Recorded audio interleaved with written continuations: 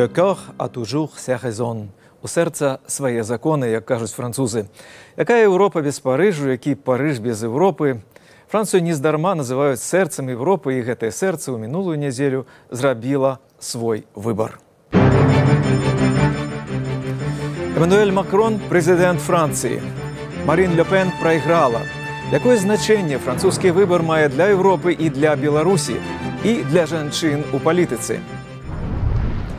Пра гэта ў перадачы, у якой удзельнічаюць мае калегі Ганна Соусь і Юрый Дракахрус тут у Празе і Александра Дэнько на відэасувязі ў Менску. Таксама ў сённяшняй праграме «Голас народу» о пытанні ў Менску. Ці важна для Беларусі, хто президент Франции? Для меня нет. Я просто хочу, чтобы был мир, больше ничего. Галасы экспертаў. Французскі і нямецкі палітолагі пра значэнне выбару французаў для Франции и будучыні Европы. Тактически это большой успех, поскольку он дает такую тактическую передышку всем проевропейским политикам. Если он имплементирует эту программу, он может полностью реформировать Францию. Пабачыць Париж і памерці. Гэтая фраза, якая насамрэч з'яўляецца пераробкай з лаціны «пабачыць Рым і памерці», гаворыць перш за ўсё пра значэнне Францыі ў сусветнай культуры, цывілізацыі. Гэта самая наведваемая краіна свету. І вось кароткае пытанне у меня да ўдзельнікаў нашай сёння перадачы. Ці вы былі ў Францыі, ці вы былі ў Парыжы? Ганна? Была некалькі разоў і збіраюся. Юры? Так, я 2 разы был. Александра, а вы? Не, я в Париже не была. А во Франции? И во Франции не была? В Франции. Я была в Страсбурге, хотя это трохи не зусім Франция, але это не Але вось, Александра, скажите, вот для вас мела б значение, у якую Францию поехать после этой недели? Вось у Францию Ле Пен ці у Францию Макрона? Так, безумоўна. Я хотела б і хачу першы раз трапіць у Париж як раз таки пры Макроне. І чаму? Думаю, што праграма, якую ён прапаноўваў, якую ён прапануе Францыі, але найперш тое, што ён такі паслядоўны і сістэмны еўраінтэгратар, і ён прытрымліваецца ідэі супольнай Еўропы і еўрапейскіх каштоўнасцяў, яна, канешне, мне найбольш блізкая. Ну, у вас палітычная матывіроўка. Юрый, тое ж самае пытанне для вас. У якую Францию вам было б цікавей поехать? У Францию Ле Пен ці у Францию Макрона? Ну, ведаеце, я думаю, што ізноў жа з палітычных меркаванняў Францыя Макрона все ж таки больш сімпатычная. Але калі вы кажаце пра маё ўласнае стаўленне, то для мяне все ж таки Париж заўсёды Париж. І ім прасякнута вся наша культура. І ведаеце, вот вы працытавалі эту фразу «Поехать в Париж и памерці». На гэта, дарэчы, ёсць хорошы цікавы адказ беларускага паэта Андрэя Хадановича. «Я не хочу помирать у Париже, я на гул помирать не хочу». Ганна, цікаво вам было поехать у Париж Ле Пен? Ці все-таки Франция Макрона вам ближэй? Ну, я ось уявляю, што, напрыклад, там, гадзіна 6 вечара, там, некалькі гадзінаў яшчэ да вячэры, я недзе за маленькім столікам у Монпарнасе. І от побач на вуліцы праязджае машына, я хочу бачыць там сцяжок еўразвяза з літарай F. З літарай Францыі. Я хочу, каб побач хадзілі і ураджэнцы Алжыру, Сенегалу, Альбаніі, Беларусі, і каб Францыя была адкрытай і роўнай, чым яна была все гэтыя гады. Это, натуральна, Францыя Макрона для меня. Ну, і расплачиваться вы будете у евро. Так, безумоўна. Расплачиваться в евро. Ці важна для Беларусі, хто президент Франции? Вось таким пытаннем наша корреспондентка звярнулася до мінакоў на вуліцах Менску. Мне без разницы кто. А вы ведаете, кого выбрали? Не ведаю. Для меня нет. Я просто хочу, чтобы был мир, больше ничего. Ну, лично для меня нет, не важно. А вы ведаете, кого обрали? Нет, не слежу за информацией, извините. У нас в нашей республике президент нас устраивает. И у нас очень хорошие отзывы, как о человеке, о нем, и для пенсионеров вот все это. Ну, а что касается Франции, пусть там разбирается их народ. Думаю, что нет. А вы ведаете, кого обрали? Не успел послушать. Наверное, для развития каких-то экономических отношений может быть и важно. Потому что позиция к нам в части экономических санкций тоже со стороны Франции, она значительная, то есть влияние имеет. Скажите, а ці сачылі вы за іхнімі апошнімі выбарамі? Ці ведаеце, каго яны выбрали? Может, чулі?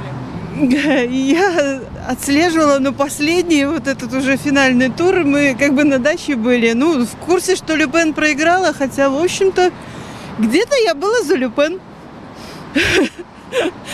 А як вы оцениваете, что выбрали Макрона? Макрона? Ну, наверное, Франция будет придерживаться тех же позиций, что и были в отношении и экономического союза, и по отношению к Беларуси в том числе. Ну, ось нашим глядачам Белсата я тільки скажу, що те, що ви бачили зараз, це не всі люди, яких ми питали, тому що вельми шмат відказів було просто однотипних. Не ведаю, не цікавлюся, мені це не нравится. Але ось те, що ми почули, Юрий, що ви почули в цих відказах?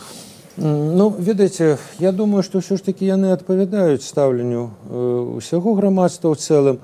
Да, сапраўды, это для беларусаў ўсё ж такі краіна далёкая. Прычым вот я упэўнены, што калі б выбары былі ў Нямецчыне, вот не было б столькі адказаў, да хай яны там самі разбіраюцца. Не, Нямецчына для беларусаў краіна важная па розных прычынах. А Францыя паважаная, але ну так, вельмі далёкая. І яшчэ, ведаеце, вот мне было таксама цікава глядзець на гэтыя адказы на фоне таго, той вакханаліі, якая была ў расійскіх СМІ. У расійскіх СМІ было ўражанне, што выбары адбываюцца ў Расіі. Бо кожны дзень, якая добрая Ле Пен, які жахлівы Макрон, спадзеў Расіі, значыць, Ле Пен, ну і рэшце-рэшт, беспрэцэдэнтны факт, але кандыдатка ў прэзідэнта была запрошаная ў Кремль, і Пуцін ее прыняў. Беларускае грамадства гавораць у полі расійскіх СМІ, расійскіх медыяў. Так, у полі, але і не ў полі, вот як бачым. Вот это як бы прайшло мимо вушэй. Ну, Францыя, і добра, так сказаць. Вот я упэўнена, ізноў жа, ў Маскве такі вот такое апытанне зрабі. Былі бы не такія адказы. Хутчэй было б вельмі выразна. І там рабілі, дарэчы, апытанне, там что-то 70% расейцаў. Москва ближе до Парижа. Юра, из этого вынікает. Александра, ось там одна жанчына отказывала, что у нас президент хороший, а у их нехай народ вырашает. Вот такая прикмета просто такой демократичных каштоўнасцях найвышэйшага гатунку. Что у вас в этих отказах ваша увага зачепила? Ну, я, па-першае, падтрымаю Юру, таму што вельмі аптымістычная ў яго заўвага наконт уплыву расійскай прапаганды на беларусаў. Мне з аднаго боку было прыкра слухаць гэтыя адказы, таму што ўсё ж такі гэта сталіца. Гэта меркавалася б, што тут самыя адукаваныя, самыя прагрэсіўныя жыхары нашай краіны. І вот яны настолькі не ведаюць, што адбываецца. Ну, ўсё ж такі гэта побач. Гэта адна з самых уплывовых краінах Еўропы. Я якраз думаю, што ў савецкі час людзі б ведалі, калі б такое пытанне задалі, яны б ведалі, хто кіруе Францыяй. Але сучасныя беларусы не ведаюць. Это значит, што яны занураныя ў свае праблемы, яны не ведаюць вышэй за свае межы, іх нічога не цікавіць. Яны, можа быць, гэтыя людзі, якіх апытвалі, яны, можа быць, у Францыі ніколі не былі. Гэта, канешне, прыкра. З іншага боку, я думаю, што гэта прыкмета таго, што ўсё ж такі Беларусь незалежная выбудоўвала свае стасункі найперш з еўразвязам, супольнай Еўропай. І, можа быць, гэтым беларусам, якія ходзяць па вуліцы, ім сапраўды не так важно, хто там кіруе кожнай асобнай краінай, колькі важна разумець, што вот з усёй Еўропай у нас такія прадказальныя стасункі. Ганна, ну і што пра Парыж з менскіх вуліц вас? Я б сказала, скорей, хутчэй не пра Парыж з менскіх вуліц, бо вот гэтыя людзі пераважна сталага ўзросту так, напэўна, гаварылі, таму што даўно выбараў няма ў іх краіне. А вось аўдыторыя ў сацыяльных сетках, напрыклад, у Фейсбуку, больш актыўная. так само тому, что нема ў краіне выбараў, але хочется удзельнічаць, хочется назіраць, якраз вельмі актыўна сачылі за гэтымі выбарамі. І што ў сетках? У сетках там сапраўдныя там дыскусіі, баталіі адбываліся. Нават па змесце праграмы. Нават па змесце праграмы, чаго не было на папярэдніх французскіх выбарах. Так вот тут такі, дарэчы, да гэтага пытання, напэўна, Юра слушна заўважыў, што гэта ў пэўнай ступені адлюстроўвае тое, што насамрэч адбываецца ў грамадстве. Гэтым тлумачыцца і тое, што Александр Лукашенко ніяк не выказваўся пра французскія выбары.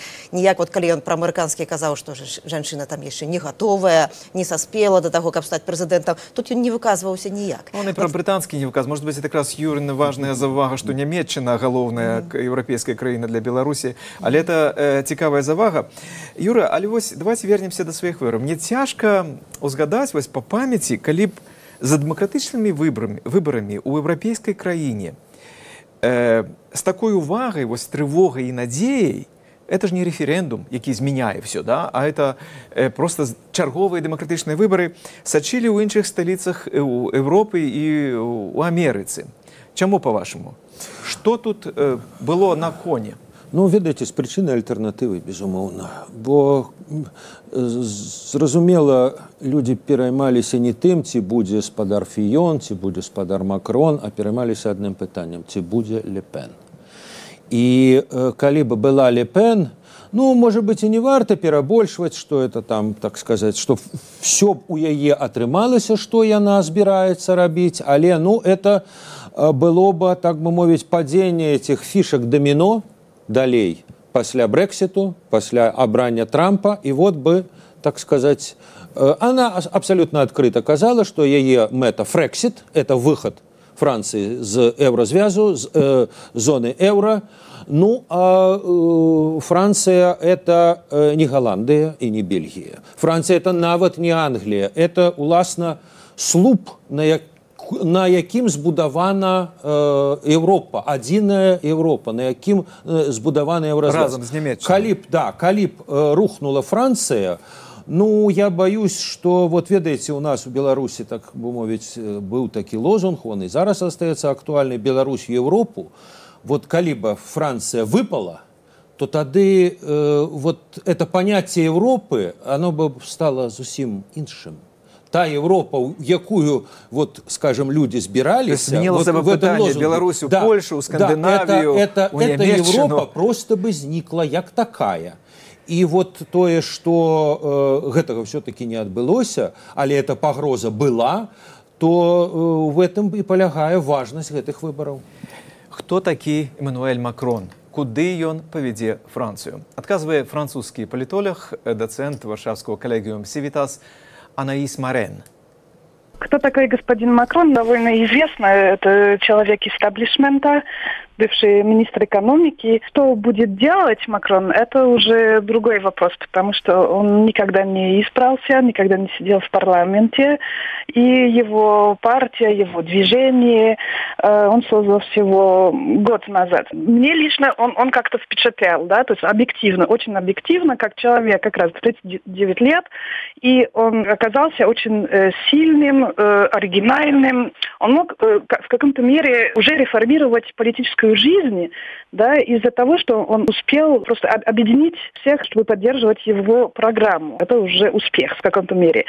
А потом, способен ли он объединить народ, это другой вопрос, потому что действительно 11 миллионов людей голосовали за Ле Пена, и можно сказать, что 4, 6, 8 миллионов людей либо не пошли на выборы, либо голосовали за него, но как-то, опять же, против Ле Пена. Поэтому будет трудно, конечно, иметь согласие общества, потому что общество французское, оно такое, что оно любит, бунтовать, идти на забастовку и так далее. И народ, может быть, не готов к реформам. Посмотрим. Если он имплементирует эту программу, он может полностью реформировать Францию и делать ее более конкурентоспособным в глобализации. Да? Он может, например, сильно менять аспект нашего государства, реформируя чиновничество, что никто никогда не смог делать.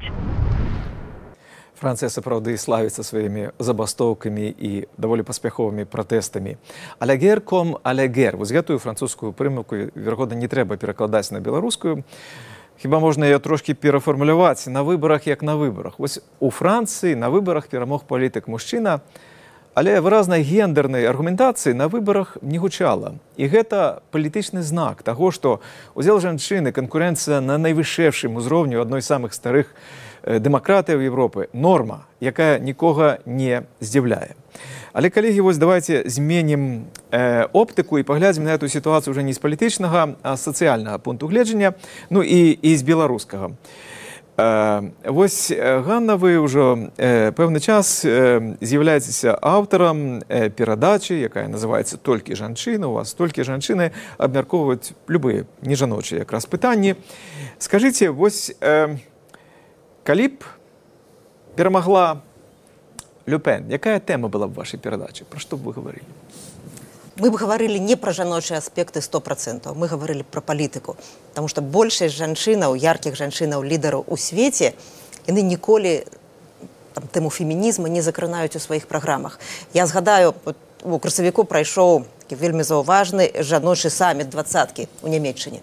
Там яскравыя жанчыны, лідары ўсяго свету. Там запыталіся, калі яны сидзелі на сцэне, хто лічыць феміністкай. Амаль все сказали так, Ангела Меркель не.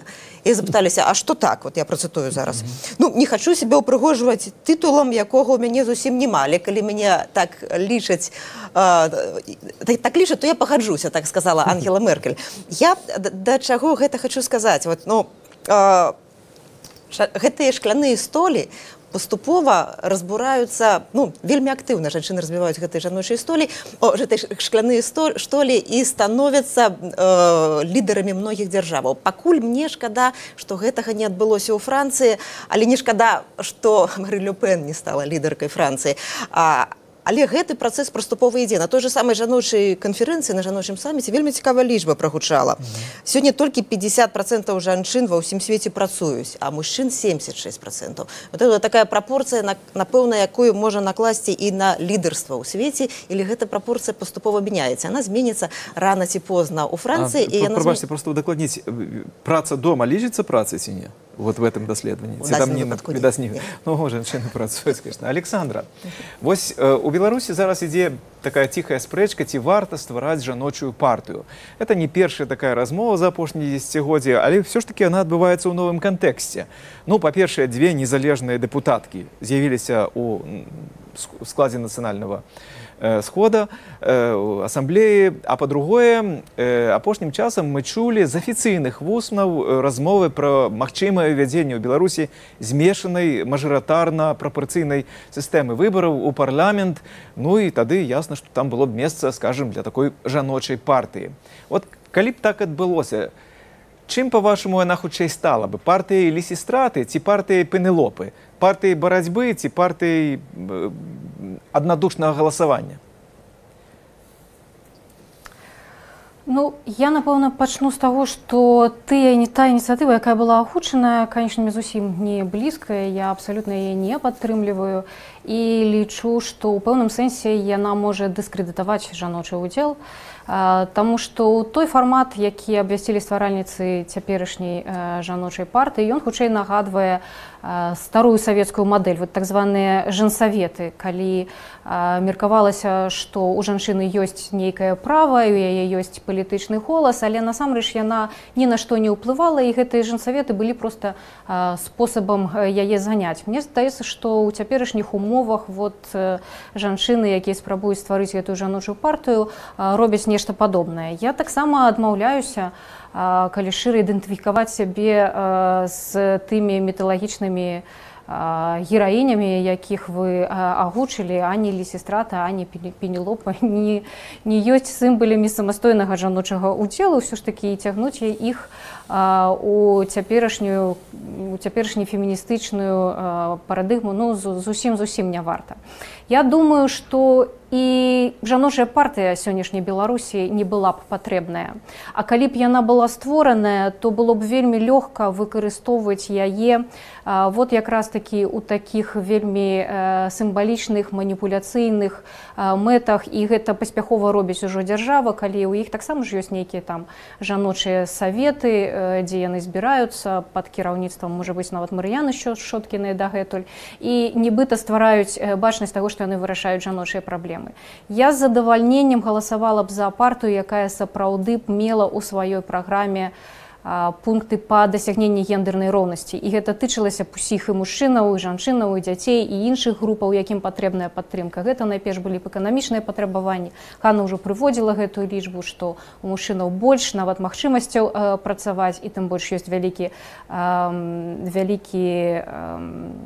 адлегласць у заробках паміж мужчынскімі і жаночымі. І гэта трэба, канешне, пераадольваць. Трэба займацца аховай здароўя, і гэта таксама тычыцца і мацярынскага здароўя, і мужчынскага здароўя, і дзіцячага. Трэба займацца адукацыяй. І вот калі б партыя ці нейкі жаночы рух менавіта гэта меў у сваёй праграме, я думаю, што ён бы меў вялікую падтрымку ў Беларусі. Дзякуй, Александра. Юры, вось у французскай культуры ёсць такі выраз «люмо» – слоўца. Оно давно уже ўжываецца ва ўсім свеце. І вось такое люмо прагучала падчас дэбатаў паміж Макронам і Ле Пен перад другім турам галасавання, калі Марин Ле Пен сказала: «Завтра, пасля таго, як вы там прагаласуеце, паслязаўтра Францыяй будзе кіраваць жанчына. Альбо я, альбо Меркель». Што это словца азначае? Ну, па-першае, это сказана прыгожа. А па-другое, ведаеце, я дзесьці прачытаў даволі хутка пасля таго, як скончыліся гэтыя дэбаты, ад некага як бы адваротнае словца, што прэзідэнтам Францыі будзе абавязкова мужчына, альбо Макрон, альбо Путін. Вот. Это хороший отказ, потому что сувязі спадарыні Ле Пен з Пуціным былі куды больш істотныя, моцныя і як бы такія, якія шмат бы што вызначылі, чым стасункі, палітычныя стасункі паміж Макронам і Меркель. Так, безумоўна, Нямецчына адна з галоўных краінаў Еўропы і будзе заставацца. Тое, што спадарыня Меркель вельмі моцны палітык. Это таксама правда. І в этом сэнсе, ну, часткова, у пэўным сэнсе, спадар Макрон – это пакуль такі кот у мяху. Пра яго не надта вядома нейкія его такія рэзкія, істотныя, выразныя ўчынкі. Так што, можа быць, прагноз спадарыні Ле Пен і акажацца справядлівым, але мне здаецца, што ўсё ж такі наўрад ці это прыход іншага пакалення ў палітыку. Ён мае вельмі сур'ёзны мандат, бо ён атрымаў 2/3 галасоў. 65, да? Да, это вельмі. І это дае магчымасць нават пры першай сустрэчы, так сказаць, паказаць зубы і паказаць, што Франция есть Франция, а не, так сказать... Это другі ў гісторыі Францыі, по-моему, вынік. Пасля Шырака, які перамог бацьку Марі Ле Пен, Ле Пена старэйшага, з лікам 82-13, а тут 65-35. Прэм'ер Галандыі Руте падчас сакавіцкіх выбараў казаў: «Нашы выбары – гэта чвэрцьфінал еўрапейскай барацьбы супраць папулізму і ксенафобіі. Французскія прэзідэнцкія паўфінал, а нямецкія парламенцкія ўвосень фінал». Як паўплываюць вынікі паўфіналу на фінал? Вось на гэтае пытанне мы папрасілі адказаць эксперта нямецкай фундацыі Генрыха Бёля Сергея Лагодинскага. Я думаю, что результаты вот этого полуфинала довольно положительные, особенно для госпожи Меркель, поскольку вот этот результат, и это касается и ситуации в Голландии тоже, внедрил какой-то вот такой вот оптимизм, да, европейский оптимизм не только в европейских бюрократов и немецких и других политиков, но и просто в людей, обычных рядовых граждан. Уже тогда мы видели, вот после голландских выборов непосредственно начали выходить выходить люди в Германии, например, на демонстрации проевропейского типа, да, то есть до этого в основном выходили люди, которые протестовали то против беженцев, то против Европы, то против и того, и другого, а вот именно начиная с вот этого переломного момента положительных выборов для, так сказать, проевропейских сил в Голландии и сейчас, естественно, во Франции пошла вот такая вот положительная энергия, что касается европейских тем. И на этой энергии, на этой волне, естественно, и госпожа Меркель сможет бороться с вот этой альтернативой для Германии, вот этой силой антиевропейской, которая у нее и больше всего и забирала таких вот евроскептических голосов. Меркель слаба не только и не столько господином Шульцем, да, вот этот эффект Шульца знаменитый, о котором многие говорили, он уже пошел на понижение, и мы это видим в выборах на прошлой неделе, параллельно с французскими выборами в земле Шлезвиг-Гольштейн, где придется, наверное, уходить правящему там социал-демократу. То есть эффект Шульца это как бы такой, ну, была такая первая ласточка, за которой не последовали все остальные социал-демократические птицы. Ну, про нямецкі выборы мы, конечно, будем говорить у наших будущих программах. А зараз яшчэ дзве французскія прымаўкі у нашай сённяшняй праграме. Ce que femme veut, Dieu veut. Што хоча жанчына, таго хоча Бог, кажуць французы. І таксама яны кажуць c'est la bonne femme qui fait le bon mari. Добрая жонка робіць добрым і мужа. Вось прыватнае жыццё кіраўнікоў дзяржаваў, неважна, монархаў, дэмакратычных прэзідэнтаў ці аўтакратычных дэспатаў, прыцягвала ўвагу публікі на ўсіх кантынентах і ва ўсе часы. Калі выбраць толькі вось адзін аспект, якое палітычнае вымярэнне прыватнае жыццё дэмакратычна абраных кіраўнікоў Францыі мела праявы і было заўважана вот за апошнія паўстагоддзя, Юры? Ну, я думаю, что таких выпадков было шмат. Ну, по-першее, можно сказать, что, скажем, семья де Голля это была классичная, скажем, такая буржуазная семья. Что тычыцца Мітэрана, то, як стало вядома, ён фактычна апошнія гады жыў на две сям'і, на два дома, што ён ад всіх хаваў, але потым, калі стало вядома, то высветлілася, што это все ўспрымаюць абсолютно нормально. Прэзідэнт Саркозі падчас свайго прэзідэнцтва развёўся з жонкай і ажаніўся на іншай. Ну, а папярэднік гаспадара Макрона, ну, як мы ведаем, у яго аж 3 жонкі былі і ўсе грамадзянскія, і апошнюю ён як бы себе завёў якраз падчас свайго прэзідэнцтва. И сувязі з палітычнымі дзеяннямі, скажем, ці ўспрыняццем публікі ў Францыі... Ну, я бы сказал так, что во Франции это не ёсць вот некі такі цвік, які забіваецца ў труну палітыка. Што бы ён ни рабіў на асабістым фронте, это его прыватная справа, по вялікім рахунку. Александр, вось Эммануэль Макрон женаты на каханні сваёго юнацтва Брыджит Тарньё, і мы ведаем, што яна старэйшая за яго на 24 гады. У многіх культурах нормай лічыцца якраз адваротная прапорцыя, калі мужчына значна старэйшы за жонку, вот, напрыклад, у цяперашняга прэзідэнта Злучаных Штатаў з ягонай трэцяй жонкай Меланіяй, таксама розніца ў 24 гады, толькі Трамп старэйшы. Як, па-вашаму, у беларускай культуры ці ў беларускім грамадстве успрымаюцца сітуацыі, падобныя да пары Эммануэль-Брыджит?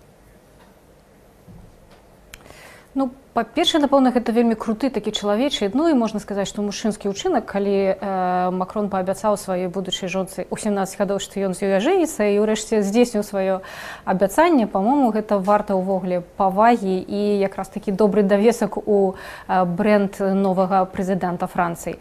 Канешне, было шмат публікацый, і я таксама лічу, што прыклад сям'і Макрона гэта выклік не толькі традыцыяналісцкай сям'і, не толькі ў Францыі, але і ва ўсім свеце. І у Беларусі я б сказала, што ёсць звычка не абмяркоўваць таксама асабістае жыццё. Я тут пагаджуся з Юрай, мы тут, можа быць, нават падобныя да французаў. Усё ж такі тое, што адбываецца ў сям'і, гэта прыватная справа двух чалавек. Але і у беларусаў няма такой мадэлі ў саміх, бо тыя кіраўнікі дзяржаваў, на якія яны маглі б палагацца як на узоры, вот Александр Лукашенко ці Владимир Путин, яны ж самі не з'яўляюцца такімі прыкладамі традыцыяналісцкай сям'і, і у іх у асабістым жыцці таксама не ўсё так, як магло б быць падавацца правільным. Таму, я думаю, беларусы пераважаць проста ўсё ж такі маўчаць і паглядаць на гэта вот з-за мяжы, як мы ўжо бачылі ў нашым апытанні. En mer calme, tout son pilote. Ще одна французская примовка. Коли море тихое, усе могут кировать. Я, коли глядел, как она перекладается, меня, конечно, здивил переклад на российскую. По-российскую научись так.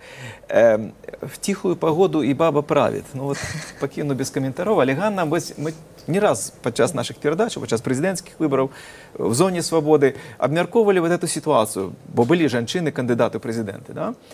Ці можа Беларусі жанчына стаць прэзідэнтам, мы ведаем адказ на это. Але вот скажыце, калі крыху змяніць адказам, ці можа некалі стаць беларусам мужчына маладзейшы за жонку на 24 гады? Ну, такой прымаўкай адкажу: ніколі не кажы ніколі. Это ангельская прымаўка. А мне вельмі падабаецца тое, што сказаў Макрон падчас выбарчай кампаніі. Нас, вядома, не назавеш класічнай сям'ёй, але гэта не значыць, што ў нашай сям'і менш любові, чым звычайнай. І ягонае вось гэтае каханне яму якраз надало галасоў выбарцаў. Сапраўды, у сучасным свеце паняцце традыцыйнай сям'і абсалютна ўжо мяняецца. Ну, Юра казаў, што не заб'еш цвік цяпер прыватным жыццём, і што, от Александра казала, не прынята гаварыць пра гэта. Я крыху не пагаджуся. Калісьці Александру Лукашэнку, брытанскі піяршчык лорд Белл, як кажуць, параіў з'яўляцца публічна з малодшым сынам Колем, і гэта створыць яму такі імідж бацькі, які не можа быць без сына, які больш такі чалавечны. І гэта быў з аднаго боку і ягоны натуральны крок, і з другого боку гэта быў і нейкі піяр-крок. І гэта не традыцыйная сям'я, але сям'я цяпер не можа быць традыцыйнай, што маці, бацька і двое дзяцей. Гэта можа быць сям'я з прыёмнымі дзецьмі. Гэта можа быць аднаполы шлюб з дзецьмі альбо без. Гэта могуць быць партнерскія стасункі. Гэта можа быць маці адна з дзіцём, бацька адзін з дзіцём. Ну, галоўнае, як сказаў Макрон, каб была любоў і павага адзін да аднаго. Про эту тему, выглядаем, можем не одну зону свободы присвятить, але наша передача проходит до конца. Юра, я хотел бы вам задать одно короткое питание. Ну, ёсць яшчэ Шиллер казаў, да, любовь и голод правяць светом. Вось любовь, скажем, до Европы перамагла зараз. Голод. Якія, на што будзе далей? На што трэба беларусам звяртаць увагу? Так, як яны, магчыма, не все звярталі увагу на выборы ў Францыі. Ну, я думаю, что звяртаць увагу на парламенцкія выборы во Франции, про что вот казали коллеги немецкие, французские, британские выборы и немецкие выборы. При всем при том, что да, это далеко от Беларуси, но это одобьется на нас. Что у французских выборах? В французских выборах, ну, ці атрымае Макрон большасць у парламенце. То у британских? Якая формула Брекситу? Мягкая ці жорсткая? И у немецких, ну, теперь, можа, Меркель. Ну что ж, гэтыя тэмы абавязкова будуць прадметам абмеркавання на сайце Радыё Свабода, свабода.ру, у перадачах Белсату і, конечно, у новых выпусках Зоны Свабоды. А пакуль tout est bien qui finit bien. Усё добра, што добра сканчаецца. Вось, напрэч, нічога не сканчаецца, і сёння ў аб'яднанай у Европы ўсё ж такі добрыя навіны, і крызіс, калі і не вырашыўся назаўсёды, маю на ўвазе крызіс еўразвяза, яго будучыні, яго супрацьстаяння той палітыцы, якую праводзіць Крэмль, тых зменаў міжнароднай палітыцы, якія цяпер ідуць з Вашынгтону, то прынамсі ён вырашаецца. І вырашаецца не праз змову элітаў, а праз дэмакратычныя працэсы, праз волю народу, праз свабоднае галасаванне, праз свабодны удзел. Это добры досвед і урок для іншых краінаў і кантынентаў усяго свету. Такі кантэкст тых падзеяў, пра якія мы сёння з Ганнай Соусь, Юрыем Дракахрустам і Александрай Дэнько думалі, спрачаліся, шукалі адказы разам.